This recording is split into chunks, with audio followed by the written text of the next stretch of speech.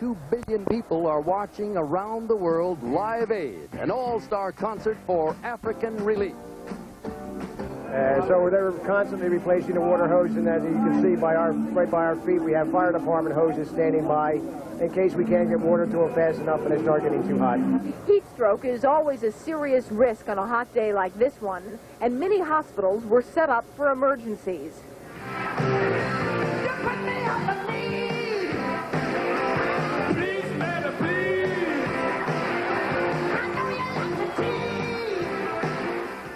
And most of the people here say Live Aid is an experience they will remember for the rest of their lives. I think it's great. I really think it's incredible. I've got such a good feeling inside me right now. And what a day it's been. Now, considering the scope and the magnitude of this show, I think it's absolutely amazing that there haven't been any problems. Sheila Allen-Stevens has been in the crowd. She's been with the stars. And I think everybody's had a great time today. It has been, I mean, I've never been to anything like it in my life. I've never seen anything like it in my life. 17 hours of music, and many of the fans, most of the fans, hanging in there for every single minute.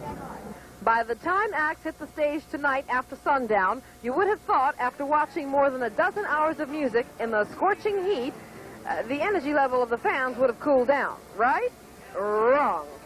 We've been here all day, and it has been wonderful. What's your favorite act? I think Phil Collins right now. Oh, we can change things. Change things. If we start giving. Why don't you? One fan in the stand was moved to tears. The heat? No. A problem? No. Happiness. This was happening in her city. Tears? Moved to tears? Because it's great. I can't believe I'm here. It's wonderful, really. It's so great. Others stood outside, claiming they could hear just as well over the wall. One fan admitting her hairdo was off the wall, hoping someone would think she was a rock star and let her in. What are you doing here? I'm listening to the concert. Outside? Yeah. How long have you been standing out here? Oh, a couple hours. Well, who'd you get to hear? Anybody from out here? Oh, everybody. Where are you from?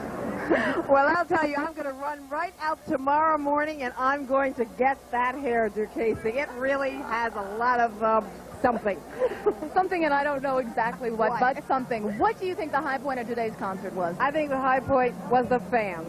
I mean, they were good, they were fun, they were up, they were full of energy, and they hung in there. They certainly did, and certainly seeing Mick Jagger take his shirt off wasn't anything to laugh at either. I know, but Tina Turner was hot there with him. It has been quite a day. Down here on the ground, up in the sky, Walt McDonald is up there taking a look at the beginning of the traffic conditions after this Live Aid concert. Walt, what do you see so far? And there you see the scene from our helicopter location, and as the helicopter pans right down to the north side of the stadium, there they are. The 101,000 fans now beginning to leave John F. Kennedy Stadium. All right, well, now as the sun rose over the stadium this morning, Harvey Clark was here as the gates opened and the rush was on. The morning sunrise woke up thousands of people who had spent the night outside JFK Stadium, wanting to be the first in line at the Live Aid concert. Nearly 100,000 people would eventually pack the stadium. Each person was searched for weapons, drugs, and alcohol before being allowed inside. We're finally here. Yeah, look at that.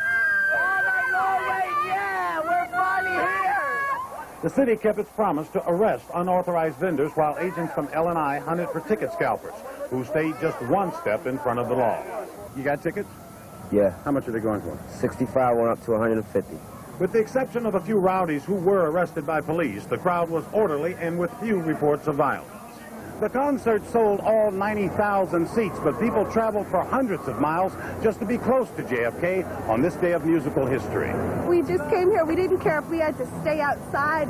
You know, we just wanted to be here for the purpose. We didn't care if we ended up outside and couldn't even get in. 40 days, 40 nights. At 9 o'clock sharp, the world's greatest concert was underway. 36 groups were on the Philadelphia list of rock superstars, and their fans were anxious to get the show on the road. And promoter Larry Magid told me just a couple of hours ago that the telethon portion of this Live Aid concert has raised about $13 million so far. And a lot of that excitement, of course, was generated with the London portion of the Live Aid concert. And Chris, you have more information about that. That's right, Casey, and stay right there. You don't have to fight the traffic for a while because we're coming back to you just a little bit later on. Across the Atlantic Ocean, the other part of Live Aid came to a moving close tonight at Wembley Stadium in London.